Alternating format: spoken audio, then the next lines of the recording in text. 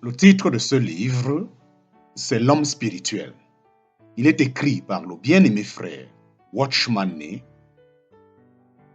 Nous sommes à la première partie, la première grande partie de ce livre, chapitre 1 de cette première partie, chapitre 1, petit 2.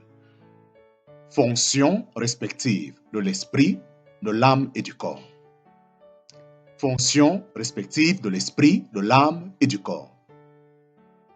Par son élément corporel, que l'homme entre en contact avec le monde matériel. On peut donc définir le corps comme cette parole. On peut donc définir le corps comme cette partie de nous-mêmes par laquelle nous prenons conscience du monde. L'âme comprend l'intelligence qui vient à notre aide dans l'état actuel de notre existence et les émotions qui procèdent de nos sens.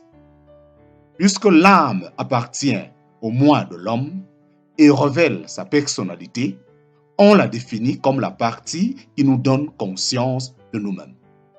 L'esprit est cette partie par laquelle nous communions avec Dieu et par laquelle seul il nous est possible de percevoir Dieu et de l'adorer. Parce qu'il concerne notre relation avec Dieu, l'esprit est appelé l'élément qui nous donne la conscience de Dieu. Dieu habite dans l'esprit, en parenthèse, régénéré. Le moi habite dans l'âme, tandis que les sens habitent dans le corps. Par son esprit, l'homme est en relation avec le monde spirituel et avec l'esprit de Dieu, et par son corps, il est en relation avec le monde extérieur qu'il affecte et par lesquels il est affecté. L'âme se situe entre ces deux mondes. Tout en appartenant à l'un et à l'autre, elle est liée au monde spirituel par l'esprit et au monde matériel par le corps. L'esprit ne peut pas agir directement sur le corps. Il lui faut un intermédiaire et cet intermédiaire est l'âme qui est produit par le contact entre l'esprit et le corps, les liant l'un à l'autre. L'esprit peut s'assujettir le corps par l'entremise de l'âme en sorte qu'il obéisse à Dieu. De même, le corps, par l'intermédiaire de l'âme, peut entraîner l'esprit à l'amour du monde. De ces trois éléments, c'est l'esprit qui est le plus noble, car il est relié à Dieu. Le corps est le plus inférieur, car c'est avec la matière qu'il est en contact. Entre eux deux, l'âme les relie l'un à l'autre et prend aussi son caractère des leurs. L'âme rend possible à l'esprit et au corps de communiquer entre eux et de collaborer.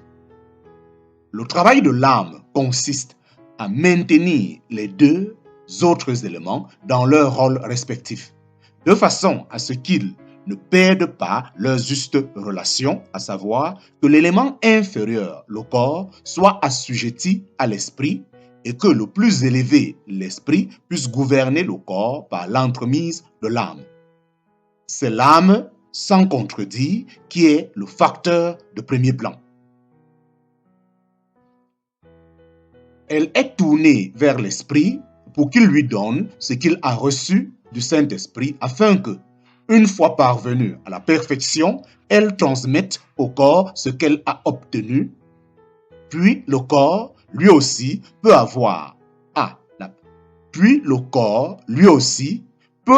part à la perfection du Saint-Esprit et devenir ainsi un corps spirituel. L'âme est donc la partie de l'homme qui occupe la zone la plus intime de son être. Le corps est l'élément le plus inférieur et il occupe la place la plus extérieure. Entre les deux demeure l'âme. L'esprit est donc la partie de l'homme qui occupe la zone la plus intime de son être. Le corps est l'élément le plus inférieur et il occupe la place la plus extérieure. Entre les deux demeure l'âme et l'âme exerce le corps à obéir aux ordres de l'esprit. C'est là le sens du rôle intermédiaire qu'elle est appelée à jouer.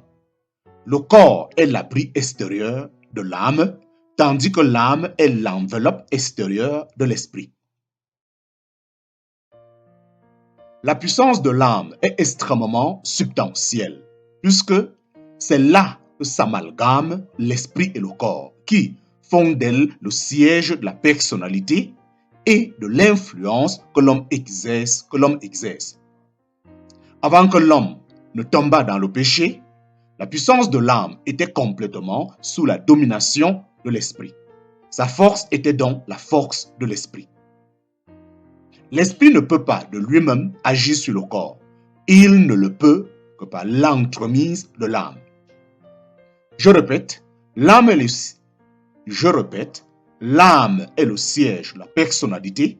C'est là que sont la volonté, l'intelligence et les émotions de l'homme.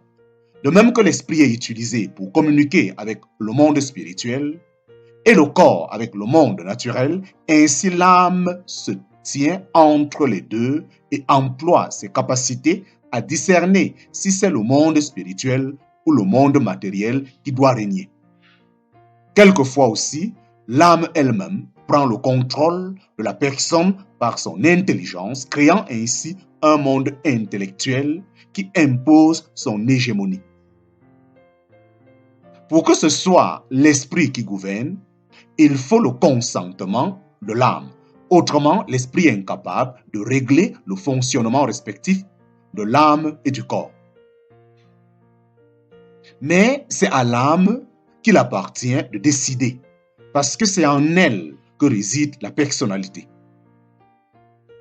En réalité, l'âme est le pivot de l'être entier, parce que c'est à elle qu'appartient la volonté de l'homme. Ce n'est que lorsque l'âme accepte de prendre une humble position que l'Esprit de Dieu se trouve capable de diriger l'homme entier. Si l'âme s'insurge contre la position qu'on l'invite à prendre, l'Esprit sera incapable d'exercer son empire. C'est ainsi que s'explique la libre volonté de l'homme. L'homme n'est pas un automate qui obéit passivement à la volonté de Dieu. Il jouit au contraire d'un pouvoir souverain pour prendre les décisions de lui-même. Il possède l'organe de sa propre volonté et peut choisir ou de suivre la volonté de Dieu ou de lui résister pour suivre celle de Satan.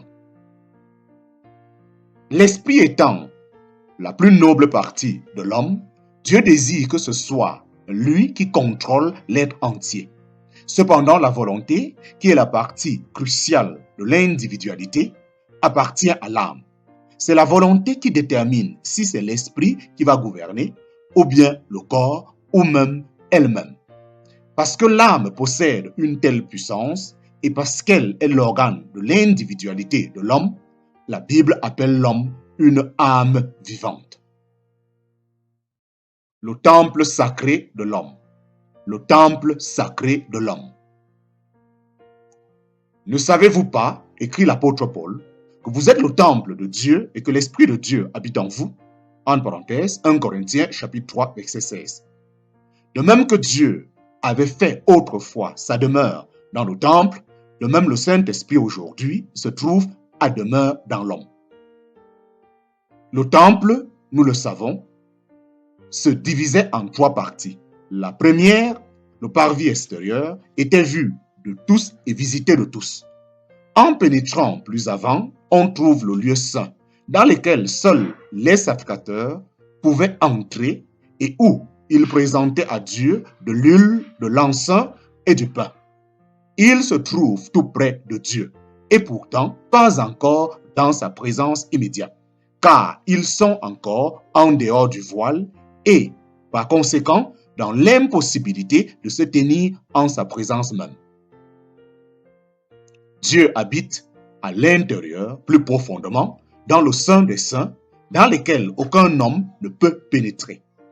Bien que le souverain sacrificateur y entre une fois par année, cette disposition indique néanmoins qu'avant que le voile ne fût déchiré, aucun homme ne pouvait pénétrer dans le Saint des Saints. L'homme aussi est le temple de Dieu. Et lui aussi comprend trois parties. Le corps est comme le parvis du dehors. Il occupe une position extérieure avec sa vie visible à tous les regards. Là, l'homme devrait obéir à tous les commandements de Dieu. Là, le Fils de Dieu sert de substitut et meurt pour l'humanité. À l'intérieur se trouve l'âme de l'homme qui constitue sa vie intérieure et qui embrasse ses sentiments, sa volonté et son intelligence. Tel est le lieu saint d'une personne régénérée, car son amour, sa volonté et sa pensée sont pleinement illuminés pour qu'il puisse servir Dieu comme autrefois le sacrificateur. Tout à fait à l'intérieur, derrière le voile, se trouve le Saint des Saints, dans lequel aucune lumière humaine n'a jamais pénétré et qu'aucun regard humain n'a jamais percé. C'est là l'abri du Très-Haut, l'habitation de Dieu. Il ne peut pas être atteint par l'homme à moins que Dieu ne soit disposé à déchirer le voile. C'est l'esprit de l'homme. C'est l'esprit de l'homme. Cet esprit se trouve au-delà de sa conscience et au-dessus de sa sensibilité. C'est là que l'homme s'unit à Dieu et communie avec lui. Aucune lumière n'est fournie au sein des saints parce que c'est là que Dieu demeure. Et il y a dans le lieu saint une lumière fournie par le chandelier à 7 branches. Le parvis extérieur est au grand jour. Toutes ces choses servent d'illustration. Elles sont l'ombre des réalités. L'esprit est comme le Saint des Saints, habité par Dieu, où tout se passe par la foi. Au-delà de la vue, de la sensibilité ou de la compréhension de celui qui croit, l'âme ressemble au lieu saint parce qu'elle est abondamment éclairée par de nombreuses pensées rationnelles et des préceptes, beaucoup de connaissances et de compréhension de tout ce qui concerne le monde des idées et des éléments matériels de l'existence.